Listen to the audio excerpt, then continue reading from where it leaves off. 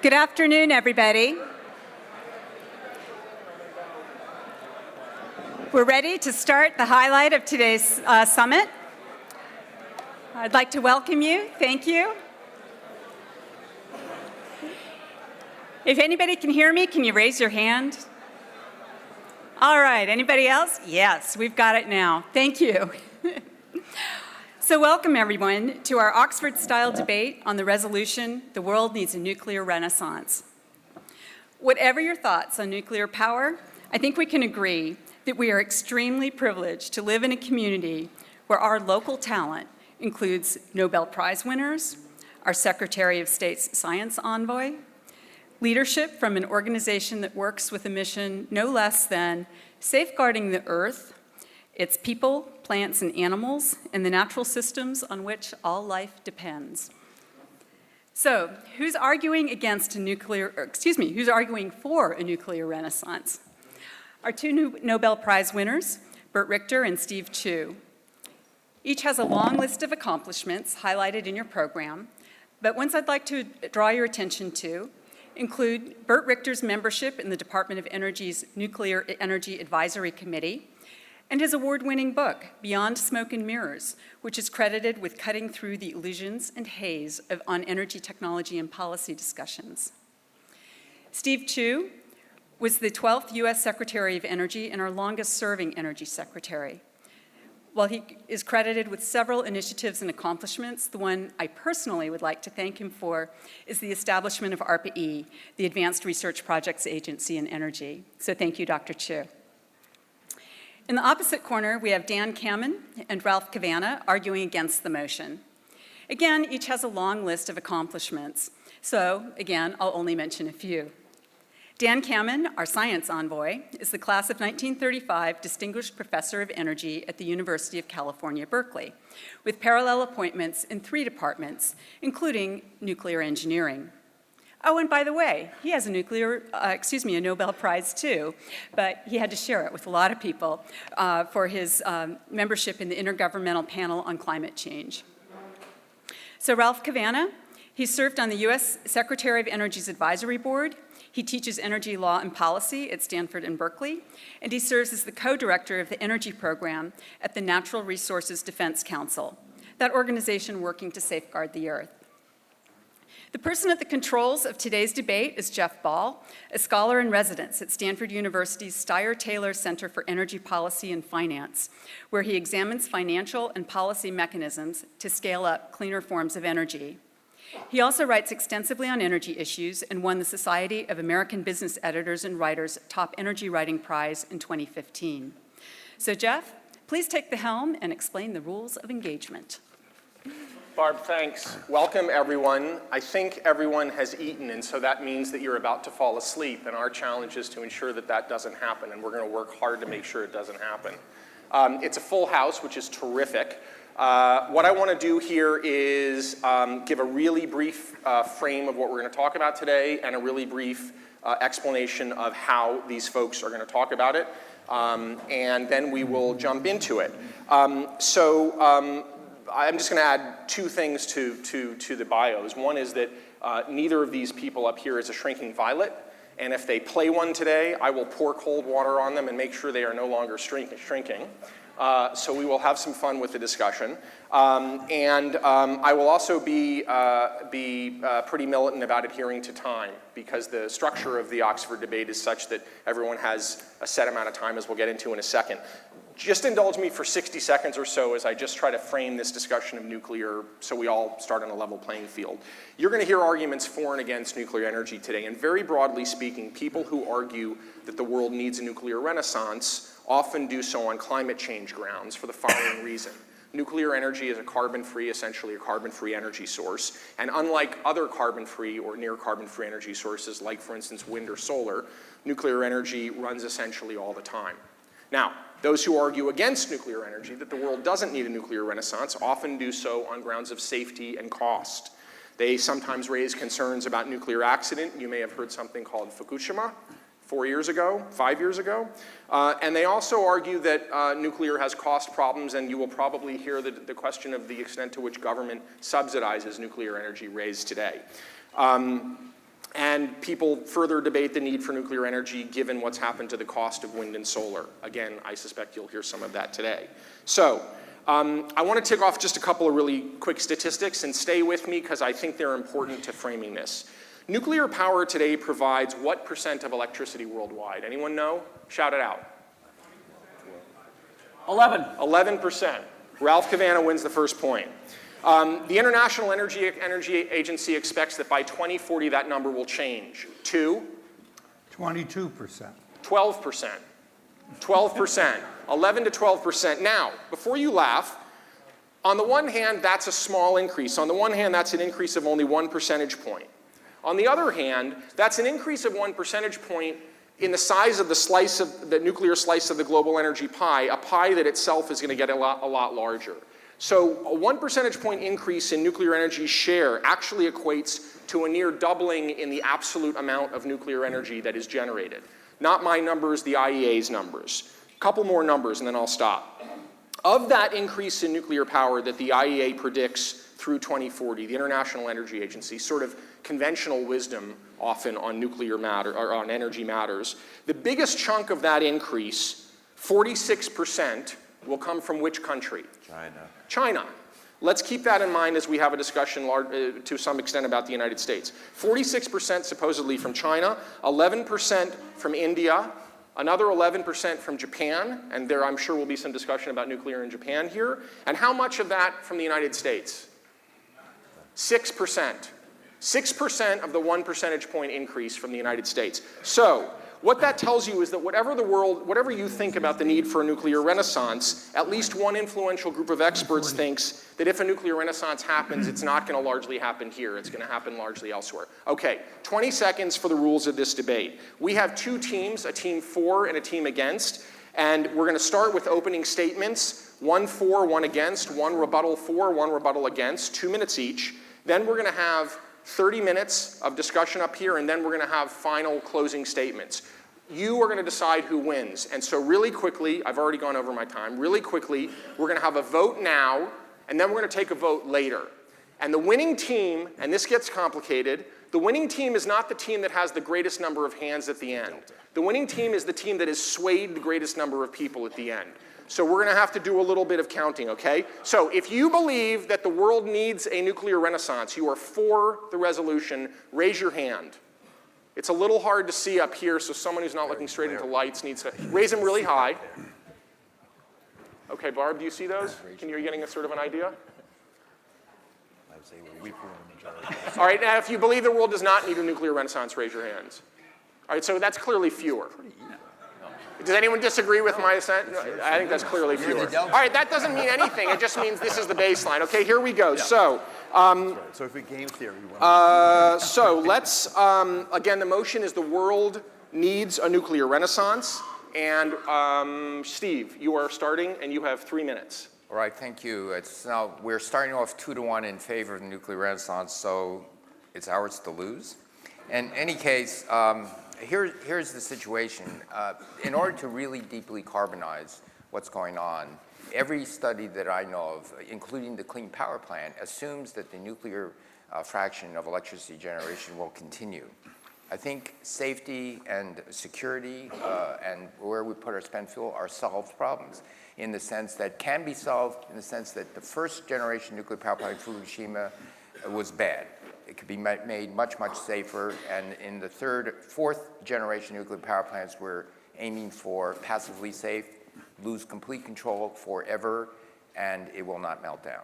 So these, I think, are safe. But let me tell you about what I'm afraid of and why I think we need the renaissance. We have 61 nuclear reactor sites, 99 reactors operating. Many of them have gotten another 20-year license, but by 2036, 43 of those reactors will have to retire after the 60-year operating license. By 2049, all of them retire. Let's look at the experience in Japan and Germany. After Germany, they decided they're going to retire older nuclear power plants by 2022. So what is their new plan? Their new plan is to build new coal. The total new coal build will be equal to the total solar and wind build in the coming years. All right? So it's not as though solar and wind replace. They're going to build more electricity generated, not generating capacity generated in the coming years because of that decision. Japan was going to go to 60% nuclear. It was at 30% nuclear. Now they're going to be lucky if they can get to 20% nuclear.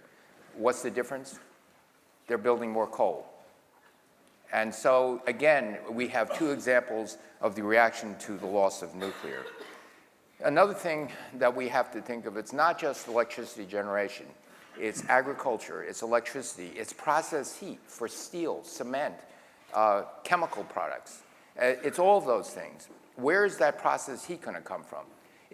And where is desalinization going to come from? If you build a desalinization plant and your duty cycle for solar is 30%, your duty cycle for wind is 40%, the capital expenses for that desalinization plant won't justify a desalinization plant. You need to run it more or less 24/7.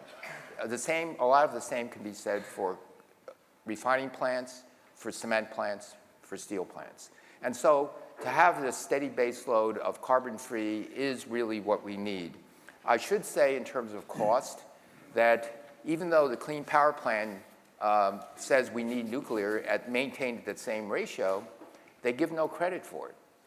We should make a clean power plan based on clean energy, not renewable energy. Thank you.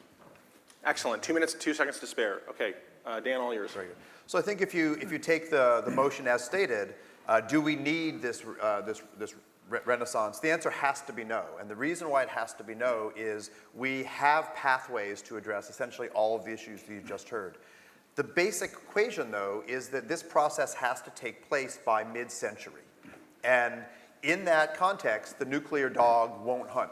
And by that I mean that the time we would need to ramp up, even if everything went exactly as a nuclear sort of a proponent would argue, does not work out to not only replace all of the plants that we've heard that will be retired, essentially to turn over the global fleet of 420 or so plants by 2050, but also to build and expand a share. And if you don't need to go double or triple that, the opportunities to build on what we've already seen in terms of what solar has done, what wind has done, the opportunities for geothermal, a process heat source, the opportunities to do ocean power, a whole variety of technologies, and to be super aggressively efficiently, of which Secretary Chu was the best proponent we have seen since Art Rosenfeld in terms of getting that squarely on the table.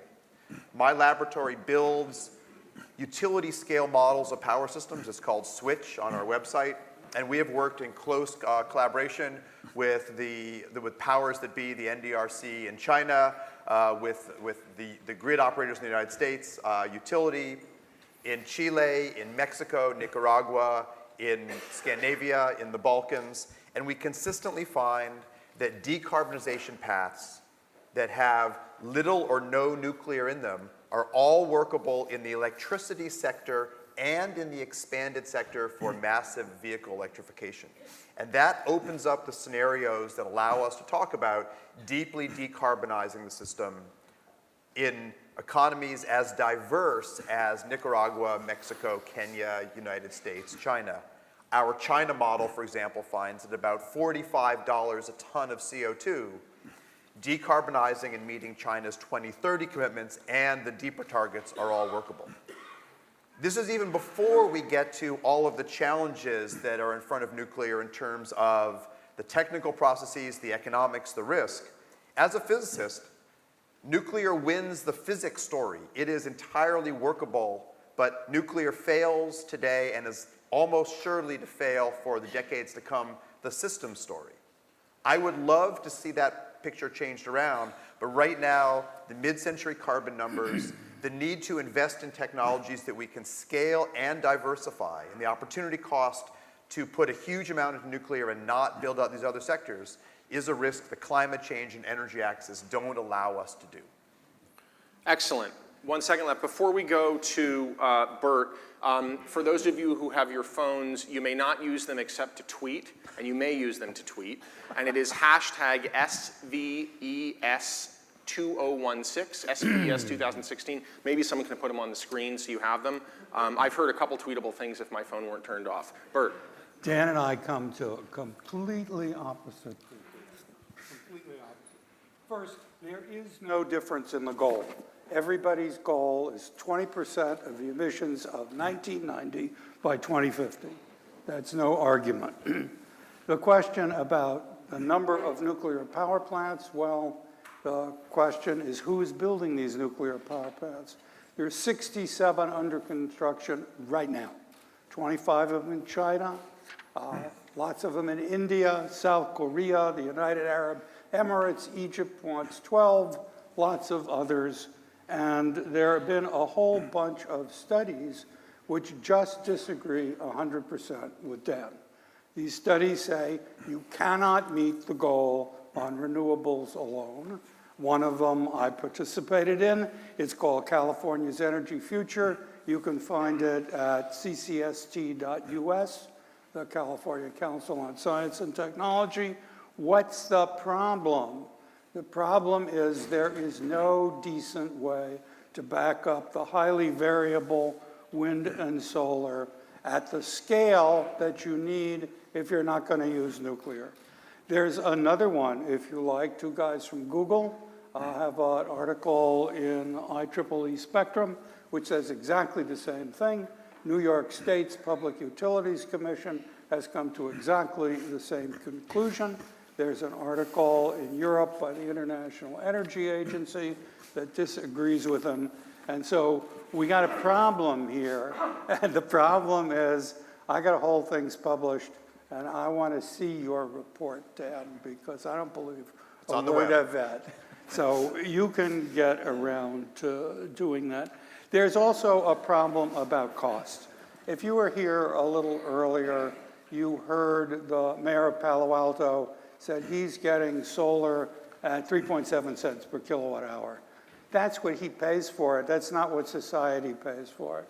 I know the costs for wind better than solar. Wind says it's approaching grid parity of 6 cents a kilowatt hour, but it doesn't include production tax credits, investment tax credits, the cost of integration, and the studies I've looked at say the real cost of that is 2 to 2.5 times. So you're looking at a question of money, and you're looking at a question of can you do this? And we have a disagreement here. Dan says you can, and the studies I have cited say you can't. Somehow or other, you're going to have to decide whether an old guy like me is more credible than a young puppy like him. I wish I was a young puppy. Ralph? All right. You've heard from the 3 world-class scientists, and now you get the lawyer. In an effort to exceed your expectations, I want to invoke a perspective not yet heard from on the panel, which is the people I've spent the last 40 years working with, the people who are most important to determining whether we're going to have a nuclear renaissance, and that's the people who write the checks. The utilities, the generation sector people who have to make the decision about which of the 3 of them is most credible, or whether perhaps there are some other competitors that merit attention too. When I arrived at NRDC in 1979, in the previous 15 years, the US utilities had constructed and were operating 104 nuclear reactors. That's in the 15 years before 1979. Most of them are still running. They're about a quarter of worldwide operating capacity today. In the years since, you know how many nuclear plants have been built and are now operating? Ordered after 1979? I believe someone has, in the audience has noted that the number is quite memorable. It is 0. And that tells you something about a market judgment. A market judgment that, by the way, is not simply a US market judgment. Bert told you there were 60 reactors under construction now. He's right. When I joined NRDC in 1979, I bet he remembers this, there were 240 reactors under construction worldwide. 20 years ago, the global market share of electricity was about 18% for nuclear. Now it's below 11, as Jeff pointed out in his introductory remarks. Something is going on. And the most important thing that's going on is that the people who are making the decisions about how to allocate scarce capital and how to integrate resources in complicated power grids are voting for resources other than nuclear. And in many respects, this is a good news story. The US grid is decarbonizing now. It is doing, and Bert and I could not be in more violent agreement on the proposition that what we all want is to get affordable and reliable energy services with no carbon emissions. And the question is, what's the best path to get there? In the United States, we are making those decisions now through competitive markets. We don't dictate them from the central government. We don't have integrated monopoly utilities imposing their will on customers.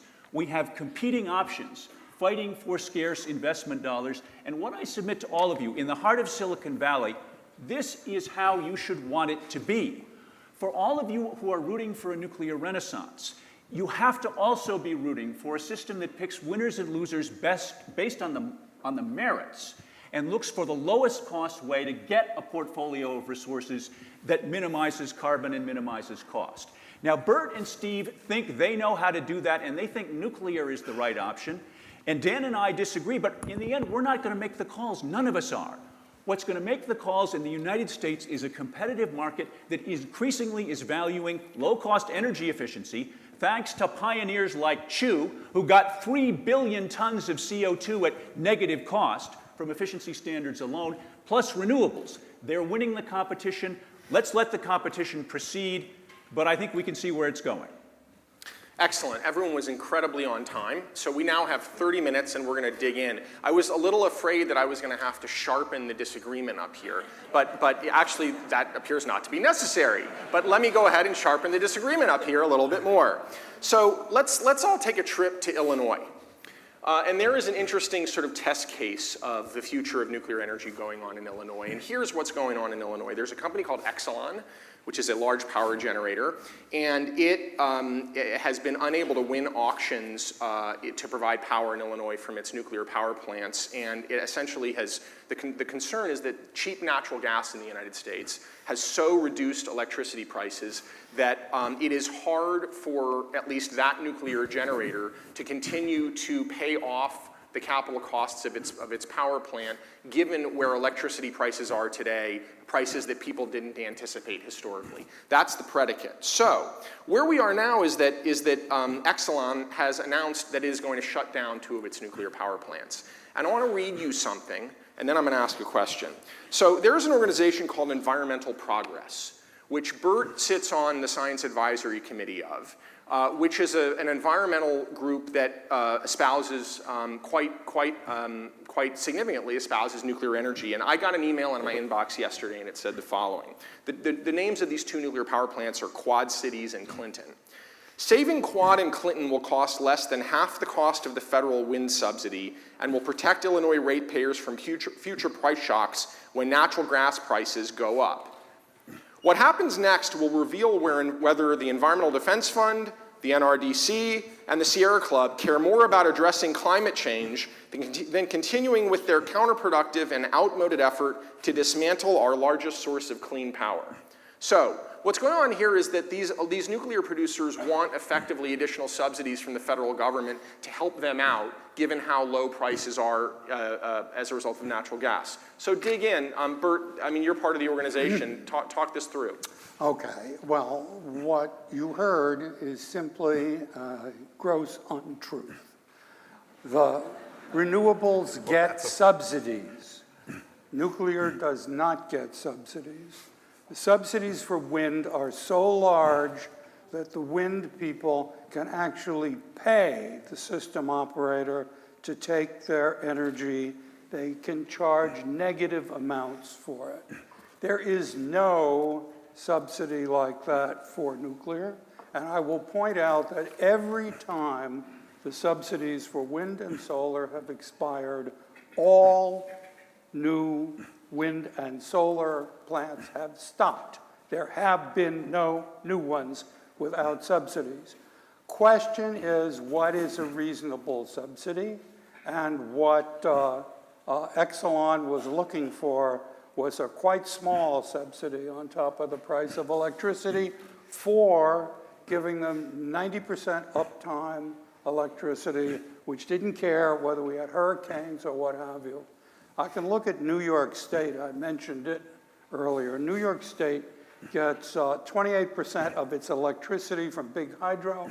It gets 22% from nuclear power, and the rest of it is mainly, largely, compared to those, is fossil and some of standard renewables. New York has decided that it really needs to do something to make sure that nuclear is affordable. I don't know what the Public Utilities Commission is going to do, but they're working on it. And in fact, you can find a report from the New York POC on the problem and on what they're considering for solutions. Okay, so Ralph, Yeah. is it true that nuclear gets no subsidy, number one? And number two, is your organization just sort of singing yesterday's environmental tune in hoping that wind and solar can save the world when indeed nuclear is necessary to get any significant carbon cuts? Of course, in my cheerful tune, there's an energy efficiency theme too, Jeff. But I actually am going to surprise Bert by agreeing with him on one thing, although I do think nuclear is still robustly subsidized, starting with its immunity from potential damages associated with accidents in the Price-Anderson Act, which is still there, which I once challenged Bert to join me in supporting repeal of so we could have a more pro-market system. Every energy source that we've got now, every major energy source, has some federal subsidies. I think Doug Koplow's website does the best job of comparing them and refer you all to it. But Bert, here's where I want to cheer you up a little. I would not make decisions about the long-term future of any operating nuclear plant based on short-term wholesale market prices. They're volatile. They go up and down due to a whole host of largely unpredictable factors. I don't think long-term resource decisions should be made that way. So when I argue for competitive procurement, I'm talking about robust competition for long-term contracts, in which I do think nuclear plants should be able to participate.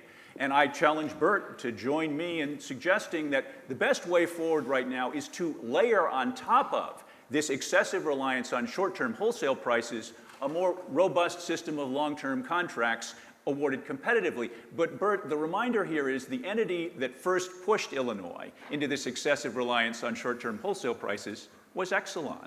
It was their idea. And it worked very well for them for a while when nuclear plants benefited from high gas prices. It's not working now. I opposed it then, I oppose it now. You're not always wrong. Okay. So, okay, jump in and then we're going to move on. Go ahead, Steve. Go ahead. Yeah. Well, That's good for 2 votes. Yeah. let's define what's short-term and long-term and mid-term. I mean, 95% of the energy allocating now is going towards next-day bidding. Long-term, in Ralph's mind, might mean 20-year contracts. Or 30. Or 30-year contracts. So let me define something beyond that. Because it's likely natural gas will remain low for 5 or 10 years, probably likely for even longer as we electrify. And so the question is, what do you do after 20 to 30 years as things progress? And there's where As natural gas prices rise? Well, no, in terms of the bidding. Because right now, I think the world's fixated on making climate goals of 2030, maybe 2040.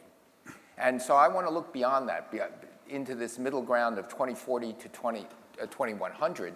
How do we do this? If we just use markets, which, by the way, don't really work for 50 years, foresight, then you're going to see things, a flight to natural gas, and flight to the 20-year contract, it gets the lowest bid. And that's the thing I'm most worried about. And so there has to be something that means a diversity of clean energy sources. And that's the most important thing. So nuclear does need to be subsidized in a way that it's, even if it is now, regardless of whether it is or isn't now, it needs to be subsidized to a greater extent. And that needs to happen because of the low price of a fuel that exists today. If you consider having a long-term 50-year view of energy and having the lowest cost for the long-term 50-year view of energy or 60-year view a subsidy, you can call it a subsidy. But I also see I don't see storages coming in more than peak load shifting or maybe day-night. I don't see seasonal storage. I don't see all those things that you need some of this steady, clean power. Okay, so Steve Chu has just called you out, Dan, and said that you're wrong when you contend that things other than nuclear can do the job. Well, I mean, it's largely due to efforts put in place when Steve was secretary that I think we can all be so bullish about the opportunities. But he's not so bullish. But he should be more bullish because he launched a wonderful process. And I would say we're so far along that the avalanche has begun. It's too late for the pebbles to vote. Because what we're seeing is if you want to bet on a robust basic research to applied research and deployment category, that far favors the storage revolution than it does the nuclear revolution. Even when we talk to later on about small modular reactors as a way to accelerate the Moore's law, the learning curve process. The efforts, what Elon Gur is here, who ran the storage program at ARPA-E for a while, the diversity of technologies, the rapidity of, we can now look at sub-millisecond power coming out of flywheels, of huge range of chemical reactors at a dramatic range of scales. We have compressed air as an interim storage technology, which is already competitive in some markets. If you want to build out a system to really do what Steve said, which is to diversify the system, it's that mixture of storage that plays this critical role. And one of the key features is that we can get a great deal of that storage effectively for free, because in the medium term, the ability to use light-duty vehicles, buses, large vehicles as a storage component. Not in the next 5 years. We don't need it then. The low gas prices give us a short-term window to push this process along and to make the markets truly competitive, as Ralph said. Dan, my sense is Steve Chu's a pretty optimistic guy. Why is he insufficiently optimistic? I'm not asking for a psychological answer. I'm asking for a factual answer. What is he underestimating? And be really specific and quick. What is he missing? And after Dan answers, can the patient answer? Indeed. The couch will be wheeled on the stage in a minute. Yeah. An element that we have not described directly is that one of the features that didn't just come with a dramatic ramp up in solar was the dramatic realization that a diverse, decentralized system can provide the same critical features that we think about with a baseload, highly centralized system. Not tomorrow morning, but in the time frame that we need it, it's absolutely there. And so in the switch model, you can find on our website, again, the paper's published with Chinese government as a cooperation on this, deploying large amounts of storage to allow us to utilize this system changes the tune, and it changes the tune in terms of cost, and it feeds directly into, you want a competitive market, you want a lot of players to bid in, carve-outs for incredibly expensive technologies, nuclear being in that category. The subsidies are large, and where it would need to go to build out that capacity. The argument is rather than having yesterday's no carbon technology, which is a very centralized, big generation technology, you think the world now has tomorrow's no carbon technology, which looks like a ballet of lots of different sources, and it's ready to go. With baseload obsolete. The baseload concept is obsolete. The notion of big stuff. Okay, Steve, why is that wrong? Well, it's really, if you look at the numbers, now I'm optimistic. I think we can get 50-60% renewables, maybe even higher by mid-century. With all the things. 50 to 60% of total electricity generation. Total electricity generated, not total worldwide. Energy no, United States. Worldwide, maybe has a possibility. Okay. Now the question is, and I don't want to He's getting more cheerful. And I don't want to debate whether it's 60% or 80%. What I want to debate is, what do you do with the last 20%? And that's where I cannot see the 100% of clean energy. And so then I see at the 30% level, at 40% level, 20%, choose your number. What is it going to be? Is for seasonal generation. Is it going to be fossil? But our target isn't necessarily 100%. It could be Well, 80%. Right? the target by the end of this century, I'm not 2050, I'm talking about 2100, should be very close to 100%. And so I don't think anybody on stage disagrees with that. Right. And so the issue really is, how do you get that last 20 or 30% of the total energy consumption? Why not go out for bids? Including agriculture. Bids are great. You know, as you well know, Ralph, the bids for solar in countries without subsidies are coming in at 30-35. So let me just define terms. These guys, when they talk about 3 cents, announced yesterday at the CES. 3 cents for wind and solar. Bert. And I'm praying that those contractors will not go bankrupt. But 3.5 or 4 cents They're real. a kilowatt hour. Those are real bids. No subsidy, including profit. 4 cents. I'm convinced. Let me just at the risk of offending people who are experts in the room, define what these guys are talking about. They're talking about bids and they're talking about cents. What they're talking about is the amount of the price that a producer of electricity promises to be able to produce that electricity 4. And the lower the number, the cheaper the power. And these guys are basically saying that there are sort of eye-poppingly low numbers that the producers of wind, and particularly solar in this case, are contending that they can produce for. And produce at profit. Includes all the profit they're going to make on the project. Just one point on this. Okay, and then we're going to move on real quick. But so if we're going to debate what we need by 2100, I'm willing to bet on 84 years of time to innovate, to make storage, things that we didn't talk about before, space-based solar, entirely realistic. There is a huge opportunity for base load clean power to get very far along. And if we give me 85 years, that's a lot of innovation. I'm not giving you 85 years. I'm giving you 2050 to 2100. By 2100, lots of great things will happen. It's in that 50-year period that I'm Which is important in a carbon sense. Which is the next generation. Okay, Bert, I want to ask you to, go ahead really quickly, and then I want to ask you to address something else. Okay. Dan talked about using cars for storage. I don't think that you can use for car storage. If you look at electric cars for storage in the sense that they have batteries. If you look at the standard Tesla, the batteries are about 100 kilowatt hours. You take 1 billion cars at 100 kilowatt hours, and you get not that much energy compared to what you use in California alone. So in California, I did the following calculation. I'll leave it for you. Lake Shasta, biggest lake in California. Put in all the hydro you want. Lake Shasta will deliver 50 gigawatt hours to drain it. 2 days without wind, and that lake is empty. You can't do the things you're talking about, stranding all the people in the United States at their place of work or their home when the wind stops blowing. I agree that somebody may invent a really efficient and affordable energy storage system. We don't have it now.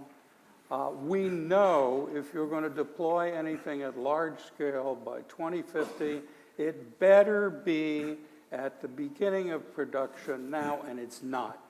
I don't know what somebody will invent between 2050 and 2100. We may even get fusion power, which you might even love. I don't know that. But I do know that you are not going to get 250 gigawatt. Oh, I disagree. Well, Okay, so I'm going to stop this because I think we've established that we have a debate over the extent to which things other than nuclear can or cannot fill the breach. I want us to address a few other things before we run out of time. One is a place in Japan called Fukushima. So 5 years ago, you will all have heard, there was a quite serious nuclear accident in Japan. And as a result of that nuclear accident, Japan essentially, I'm oversimplifying, but essentially swore off nuclear energy. And more recently, Japan has sworn back on nuclear energy. Now, the jury's still out as to the extent to which Japan will swing back, but there are quite aggressive predictions about Japan ramping up nuclear again. And here's the question I want to ask you guys. So put yourself in Japan and you're in a town meeting in Fukushima, or you're speaking to someone in Tokyo at a meeting where the government is trying to defend its position to go whole hog in nuclear again. And argue persuasively that people in this audience don't have anything to worry about in terms of safety. I got challenged by Mark Jacobson. I don't know if you know Mark. Okay. Mark says you can do everything with wind. He's a Stanford professor. He wrote a very nice paper looking at integrated cancer death worldwide from Fukushima radioactivity using the standard linear no threshold model. I wrote a comment on this. I said, the linear no threshold model is probably wrong. We don't know what to replace it with, but he did a right calculation. But then I did a different one. I said, how many years of life were lost if you had never generated any nuclear power at Fukushima, but if you generated it with coal? And the answer is 5 times as many, from the particulates and other such things that give people emphysema and all sorts of stuff. So what the Japanese are doing is they're importing coal like crazy. And they're importing coal, and they're going to replace their nuclear. Their own diet said that the problem with Fukushima was regulatory capture. All the safety systems at Fukushima worked after the earthquake. 40 minutes later came the tsunami. All the auxiliary power was in the basement. It all got flooded out, and so all the safety systems were turned off. The regulators knew that that seawall was too low, and the regulators say, well, you get around to it. We're not so innocent. The whole Gulf blowout was another issue in Gulf of Mexico, regulatory US. capture. Okay, the report from the Japanese Diet said Fukushima was entirely human caused. Okay, great. All right, so Ralph, does it give you now a sense of security to know that the accident was caused by human error as opposed to being caused by a plant? So with great respect, Bert, no one in the audience was reassured by any of that. I mean, the problem is, yes, one can explain how it happened. The Japanese, though, before the accident, were widely accounted, and certainly, Bert, I thought this, as competent nuclear engineers and operators. I did not think, this was not Russia blowing up a reactor that was badly designed. So the most important lesson for me is simply, and I think for the financial markets, was that a very competent operator got it so badly wrong that, Bert, it almost sunk. One of the largest and best managed utilities in the world. Should have sunk it. And should have sunk it. And that's an argument for us, If by you the want to mobilize investment going forward, Bert, that's a tough hurdle to overcome. And let me just, So Steve, jump in, but I want to try to focus this. I'm curious, we've heard a lot of discussion about the ostensible advances technologically in wind and solar. I'd like us to hear a little bit about the extent to which you think there have been technological advances in nuclear that are significant for this audience to consider in the context of everything we've talked about. Steve, jump in. The most important technological advance in nuclear is you build the new reactors with enough heat capacity, so what you do in the next 3 days and going to 1 week is you don't have to do anything. You lose control of your water, you lose control of your electricity, you use your people. They have to go away for some other reason. It doesn't matter. It's like an airplane, except you lose your engines. I don't think you can lose your wings, and then you land safely. And so that's ready for prime time? The AP1000s have a 3-day period of thermal inertia. The small nuclear reactors, when I was Secretary of Energy, our stipulation is we want a passively safe period.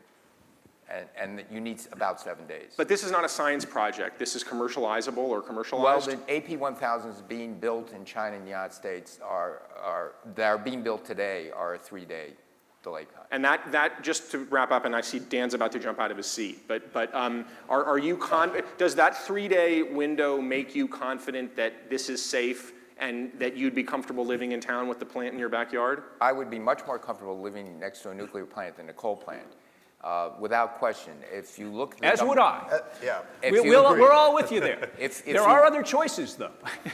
I would be very happy living with solar. I don't think I really want to live directly under a wind tower. But let me just say something else. The number of fatalities, I disagree with Bert on the number of fatalities of coal versus nuclear. Okay, there's an Oak Ridge study that said per terawatt hour, it's 6,000 times more deadly, coal, discounting what might happen in climate change. So let's say they exaggerate. Let's say it's 3,000 more deadly per terawatt hour than nuclear. Oil turns out to be 1,000 times more deadly than nuclear. If you include Chernobyl, Fukushima, and there's a little bit of a baseload difference, though, radiation. politically, I'll right? send him the paper I use, which is from a German publisher. All right, Dan, go. So first, I have to slide with Steve. So I wrote a book called Should We Risk It, where we examine the numbers, and ours are much closer to Steve's. Good. I'm even better. But the problem is that these passively safe reactor designs, and I was on the Department of Energy's Generation 4 committee to assess the technologies from some of the liquid metal to a whole variety of technologies. They are not ready to scale up at the point we're talking about here, and that is what the criteria No, you I said. was only talking light water, small modules. No, I know, but to have a reasonable fleet of these, 2050, it's not going to happen because we do not have the capacity to build out the research and the testing of these, and we would be betting against innovation if we counted on that. Whereas the diversified renewables, aggressively efficient, and storage is a system that does work in this mix. And Wait, the wait, future- wait. How would we be betting against innovation if we're, I don't get it. We need to figure out how to utilize a research and development budget, which unfortunately is finite, and to put it into areas that are proven productive. But you're betting for innovation in nuclear. You're saying that's not going to happen the way No. wind and solar is. Right, because the smaller scale, even if we get to the new scales, the TerraPowers, the small nuclear reactors that have an interesting future, but incredibly far from market, despite some of the Bill Gates and other claims where they should be. They say their first one's going to be delivered in 2024. And nuclear That's was not going to so. be too cheap to meter. Yeah. Right? So the challenge is, if you want to bet on an energy revolution, you're going to need to bet on something that has the capacity to innovate and be diverse. And this would be an overweighted chunk in an area that we don't even know if it can deliver these numbers. Now, I'm actually more optimistic these things will happen in the long term, but that 80% decarbonization by 2050, even before we get to the risks and the fact that we've consistently not been able to manage the nuclear fuel cycle, risk-wise, cost-wise, policy-wise, we would have to reinvent the regulatory structure, which I actually think is even tougher than the R&D structure. Do you buy the notion? So there have been some very high-profile nuclear accidents. 3 Mile Island, Chernobyl, Fukushima. Do you buy what Dan just said, that means that I can't remember your words, but essentially that statistically that's particularly problematic? Or are those just big deals that the press likes to cover, and if you look at them against other things, it's not such a big deal? Well, they are big deals. However, to say that, okay, we've had Chernobyl is a different story for technical reasons, but Fukushima, first generation light water reactor, very, very disturbing. But if you look at how, mostly car crashes, mostly operator error. Okay, the number of car fatalities has plummeted. It went down maybe to 1/4, 1/5 of what it used to be. Why? A number of things. A number of technical things that you can put in current generation nuclear reactors and next generation nuclear reactors, the equivalents of airbags, better training, simulator training once or twice a year of all nuclear reactors. It should be worldwide, the way it is done in the United States. There are passively safe things you can do. Yes, it exceeds even if the seawall were built at the proper height, that tsunami would have still exceeded, but you could have done minor things. And actually other plants in Japan did minor things like put the diesel generators a couple of meters even higher. And those things worked. And so very small minor considerations actually improve the safety. So I can see, just like airplane safety, just like automobile safety, a steady march to more safer and safer things. Don't say, oh, airplanes crash, cars crash, people die, therefore we shouldn't use them. Okay, we have time for maybe one more sort of meaty subject, and I want to take us to China. So as I mentioned at the start of this discussion, according to the International Energy Agency, 46% of the growth in nuclear power generation that the IEA sees over the next quarter century will come, the IEA says, in China, more than in any other country. And if you actually pick apart those numbers, what those numbers mean is that China will bring online more nuclear power generation over the next 25 years than either the United States or the European Union has in operation today. That's quite a build in China. So I just throw it open. Does that make you feel good or does that make you feel bad? And I'm not being facetious here. I'm asking about your view of what's going on in China and what the particular potentials or concerns are. Who wants to jump in? Ralph? Just a cautionary tale to begin the discussion, because trend isn't destiny, and you're citing projections. When the U.S. in its time had a massively ambitious nuclear build-out, Bert remembers it well, and there was an artifact of it this week that bears note. My friend Peter Bradford wrote about it in the Bulletin, The Atomic Scientists. TVA has put up for sale the site of the Belafonte nuclear units, which were part of the enormous U.S. nuclear surge. TVA spent $6 billion erecting a plant on that site, too, that will never operate. And the asking price for the site is $36 million after a $6 billion investment. And the cautionary tale is just, what makes me nervous about those trends is that a lot of money is being invested in something that might be used more productively.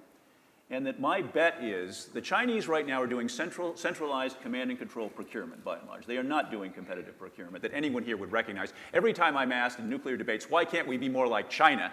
It's always by people who would never want us to be more like China in any other aspect of economic policy. So on this one, even as the Chinese move toward introducing more competition, as they have in every other sector, my prediction is they'll do it here too. They'll be more like us, and they'll make different and better choices. Just to be clear, the Chinese also are installing more solar than anyone else in the world. And more wind. And more coal. And, and are the number one producer of batteries at a whole variety of scales. So there's a lot of kind of ecumenical, every energy source goes. Anyway, Right. jump in. How do you feel about what's happening in China? Well, what's happening in China, I think the thing that gives me some hope is that the Chinese regulators used to be subservient to their Ministry of Energy, and they've been moved out of that. So the Chinese nuclear regulators are going to get a lot more serious. If the Chinese nuclear... Serious in the safety sense, in the sense of... Serious in the safety sense.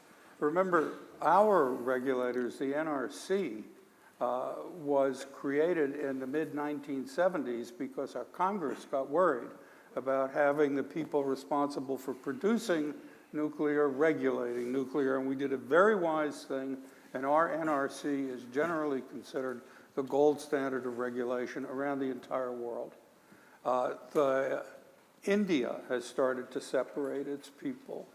China has separated its people. The Japanese have overhauled their regulating system because they thought it was regulatory capture. Do I think the Chinese can do this effectively? Yes. I think they can do it effectively and reliably. I see South Korea selling a bunch of reactors to the United Arab Emirates and also training the people in how to operate them and supervising them till they set up their own regulatory system. And if I was sitting in Dan's chair, I would say my big worry is, could you ever trust Nigeria to regulate nuclear Okay, so we're going to go to Dan, and Steve, you're going to take your time in your closing statement because we're already at the end. 15 seconds, Dr. Kammen. Well, since my wife is Nigerian, I'm going to have to represent that comment. But most corrupt government in Africa. actually, second most corrupt after South Sudan, but we'll get there.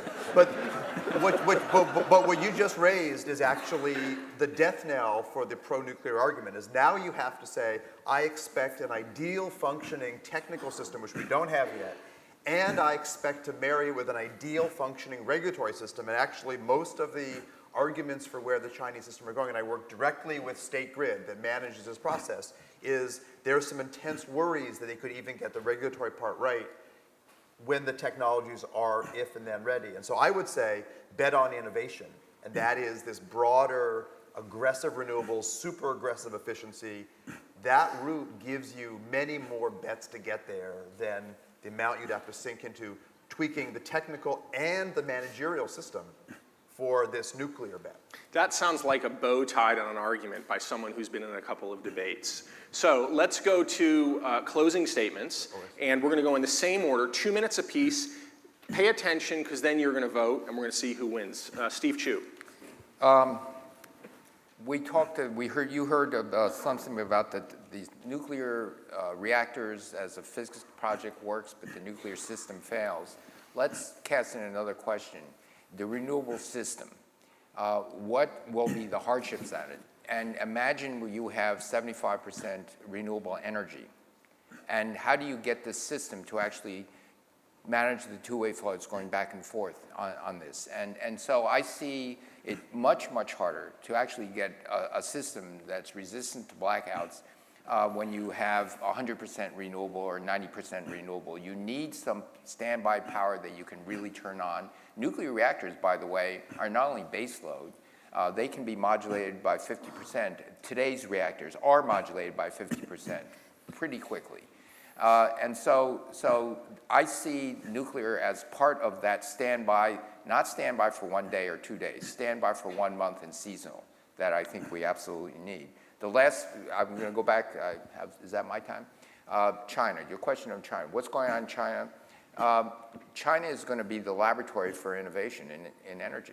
China's trying desperately. I know very well Chairman Liu of the State Grid, and they have an issue integrating their system. They're determined to do that. This is one country where there is no debate in terms of what climate change, the risks of climate change, and they're really focused on trying to cure this and all the things.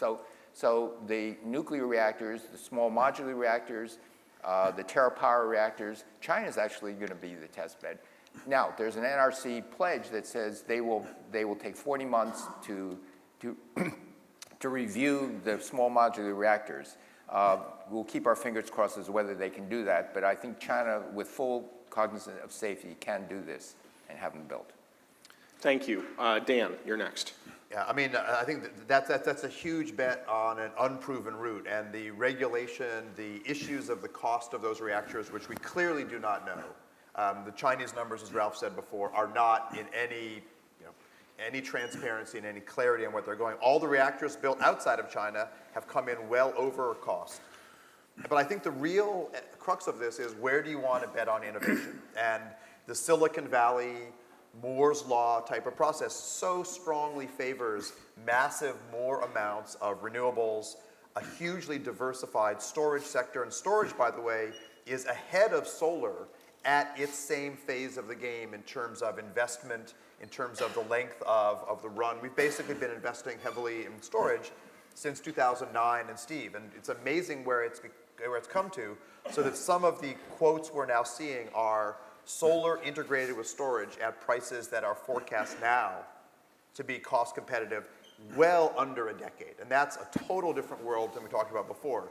The numbers announced yesterday, the Clean Energy Ministerial, wind and solar coming in at 3 cents, just cannot be touched by the technology mix we're looking at, these very large centralized systems.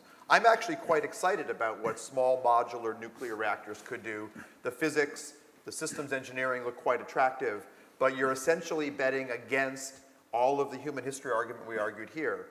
Taking out a 1.5 gigawatt traditional reactor and putting in 6 or 7 small ones is a management nightmare waiting to happen at levels that we haven't even discussed yet, even with all of the passive safety things we might be able to mix into the game. The final feature is, I of course hope we win the debate, but ultimately lose the argument that the nuclear does all these things. I don't plan around a miracle, but I wouldn't mind seeing one. But I think we already have economically and technically viable paths to get there. That's where we should be betting. Excellent. Bert. I think if you look at what's needed to actually accomplish the goal of 2050, you're talking about maybe 20% nuclear in the mix. You're not talking about 100% nuclear. You need a certain base load. As far as costs are concerned, I looked at the costs of the last 7 reactors built in Japan and Korea. Those costs are $3,000 per kilowatt hour. Our costs are $7,000 or $8,000 per kilowatt hour. And I asked people why. And there are 2 answers you get. One is our regulators are too tough. The other, though, is quite different. The other says that the entire infrastructure to manufacture a nuclear power plant has gone in the United States, and it has to be built up. You don't learn to weld a reactor vessel that's that thick in your high school welding class. So there hasn't been an analysis of why they're so expensive, and I picked Japan and Korea because their salaries are not in the basement like Japan's are. So You mean like also, China's are? You mean China's? like China is, yes. Like So all I can say is that there's one thing that our current Secretary of Energy says, and that's all of the above. And part of the above is nuclear, and nuclear is supplying 19% of all electricity in the United States now. And why the hell do you want to shut down something that's doing that much for you in looking for something that isn't invented yet? I don't think Dan would disagree with me to say that you're not going to have multi-gigawatt days of energy storage by 2050, maybe by 2100. I'd be happy if somebody will invent it, and so we can do something. And the last thing I want you to think about 1 second. is Diablo Canyon, 750 acres. Solar for same power, 100,000 acres. Wind for the same power output, 400,000 acres. Just think of California if you want to do wind for a lot more than you get out of Diablo Canyon. Ralph, and you got 5 extra seconds. Let's think about California. I was hoping for that challenge. We've talked about Nigeria, Japan, China, Europe. Time to get back to where we are right now. And Bert invoked, I think, everybody's favorite energy philosophy in the United States for as long as I've been here, which is all of the above, which has a reassuring air about it until you, as you have to if you're actually in the electricity business, come face to face with the cold hard fact that you can't afford all of the above. And you've got to make some difficult choices. California is now doing that. First of all, California has adopted and embraced the goals that all of us share to decarbonize its economy. Done. That is the end. The end is to get there with affordable and reliable energy services. And California has embarked on a process for doing that I simply want to commend to all of you as maybe the strongest possible argument against the resolution that we, quote, need a nuclear renaissance. The nuclear renaissance is a means to an end. And the end is one that all of us share. The question of how to get there to the decarbonized economy is an adventure you are all now part of. And the best minds in Silicon Valley are fully engaged on. And look at the way we're doing it. We're doing it again by setting the limits on emissions, by assigning actual costs to carbon emissions, which all of the panelists have talked about the importance of doing, by sending our utilities out to do resource procurement, with top priority going to cost-effective energy efficiency, starting with those 3 billion tons that Chu got out of efficiency standards at DOE. Looking at all of the options. So yes, nuclear will be able to bid into California's resource procurement.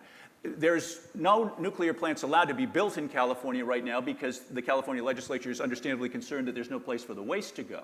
But out-of-state nuclear can come in. If any of these advanced reactor designs get traction, they'll have a chance to take a shot at what will be the largest energy investment budget, capital budget, in the United States and one of the largest in the world. That's the kind of process we should be for. Right now, my prediction is that there probably won't be any nuclear renaissance element to the way California decarbonizes at lowest cost. But they'll get their shot.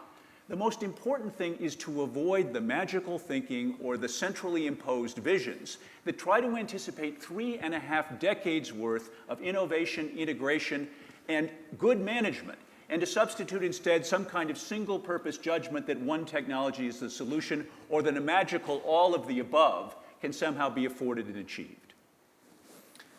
Thank you. And we'll have a chance in a moment to properly thank the 4 of these folks. But now is your moment of truth.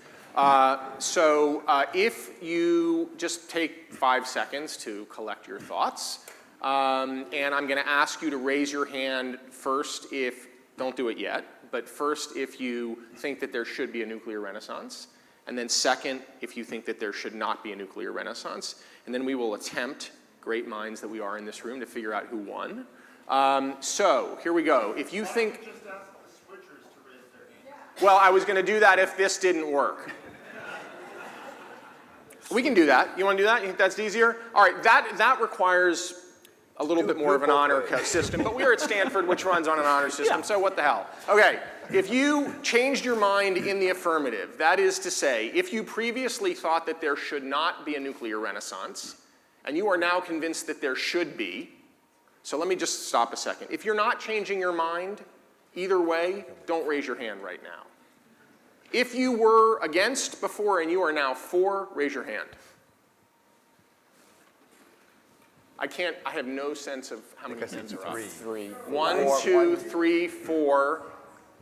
I see 4, but am I not seeing some? 6? 1, 2. Okay, 6 or 7. That may become important.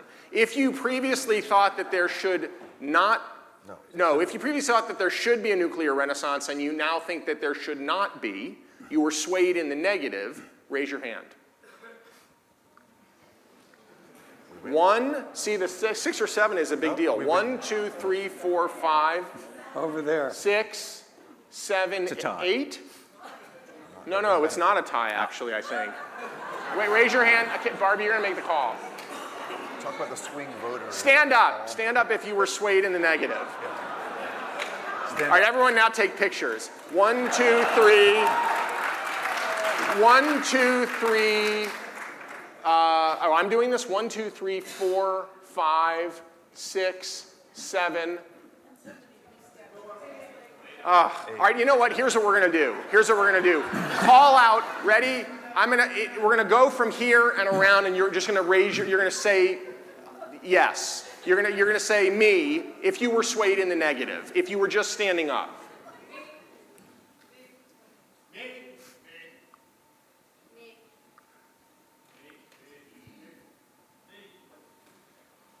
Nine. All right, now let's make this scientific. The people who were up before, swayed in the affirmative, let's do the me thing as well. So we just had 9, correct? Okay, start over here. If you were swayed in the affirmative, say me.